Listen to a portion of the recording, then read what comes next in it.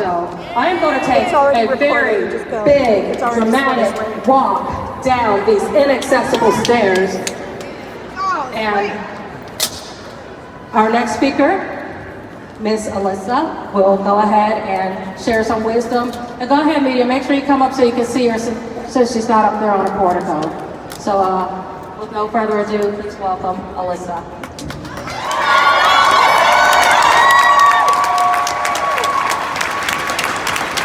So, hi, my name is Elisa Grishman, and pretty much none of you can see me right now, because 32 years after the passing of the Americans with Disabilities Act, there still isn't a ramp up to the top of the steps here, meaning that I can't have after hours access to get up and down there.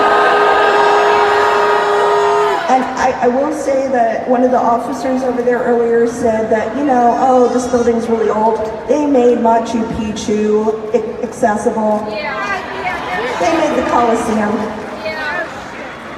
I spent today looking through statistics from the National Crime Victimization Survey. I don't like starting out an argument to protect reproductive rights with rape, but sometimes it's the only thing that people will listen to. Despite making up only 26% of the population, people with disabilities are 3 times more likely to be raped than currently able people. Horrifyingly, children with mental health disabilities are 5 times more likely to experience sexual abuse than their non-disabled peers, and more than 90% of people with developmental disabilities will experience sexual assault in their lifetimes. 49% will experience it more than 10 times. Today, the Supreme Court has said that any pregnancies resulting from this overwhelmingly disproportionate number of assaults on disabled people cannot be terminated in large portions of the United States. And while we here in Pennsylvania still enjoy this basic right to bodily autonomy, there is a gubernatorial election coming this fall, and things can change in a heartbeat. It's not just about the assaults, though, although that tends to be the argument that everyone wants to hear about us poor, disabled, little crippled, helpless people. I'm here to tell you, I'm going to let you in on a little secret that a lot of people don't seem to know. Disabled people have sex for fun.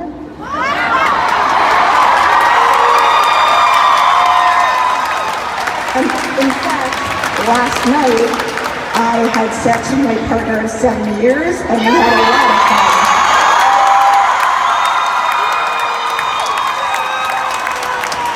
And disabled people practice safe sex. And sometimes that safe sex fails and pregnancies occur for disabled people, just like it does for everyone else. But unlike currently able people, pregnancy can be incredibly dangerous for a lot of disabled people and can result in further disability or death of the parent if they are unable to get a safe and effective abortion. And then there's the issue of being able to terminate a pregnancy where the fetus is malformed to the point of being unable to live more than a couple of minutes past birth before dying in agony. There's a whole lot of unpack that I can't even go into today involving those who terminate pregnancies for survivable disabilities that result in what a lot of people call imperfect children, like those with Down syndrome and spina bifida. That's a whole other topic, not for today, but don't do that. This is, what I'm talking about is the ultrasounds that show fetuses with things like anencephaly, where large parts of the brain are missing. According to already extant laws in some states, parents who desperately wanted children, but whose ultrasounds show that they're long for child, won't live more than a few painful hours past birth, if that, won't be able to terminate the pregnancies.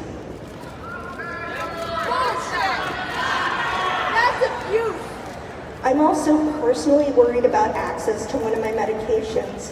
And in fact, more than one now that we talked about IUDs. I have one for hormone control due to a health condition.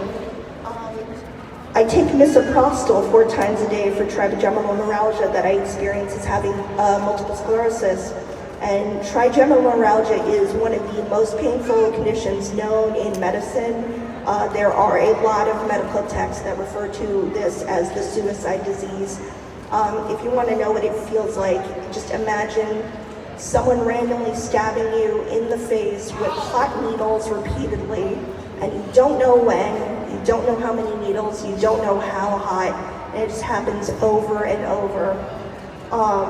The thing is, misoprostol has been shown in people with MS to help with trigeminal neuralgia. I haven't had a relapse of it in 5 years because of this. It works beautifully. But the problem is that misoprostol is also a powerful abortifacient. And if laws start cracking down on people's access to drugs like that have incredible off-label uses, I don't know if I could survive it. It's, you know,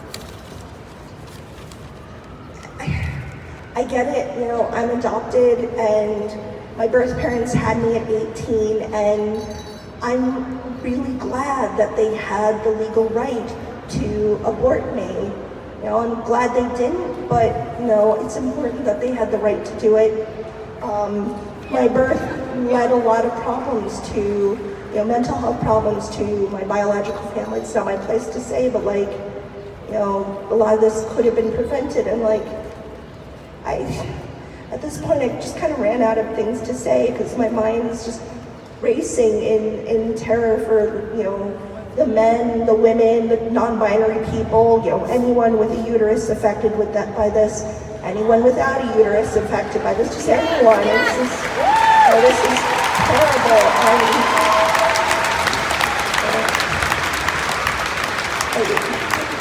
We need to fight, and we need to keep fighting, and we need to make our voices heard. We need to help our siblings.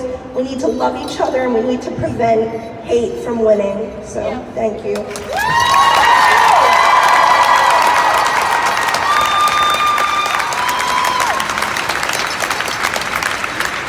Thank you all. A beautiful, beautiful display of kindness, Jones. Our next speaker is a face that if you ever had to take that journey, it's a face that will welcome you with a smile and make sure that you are able to receive whatever service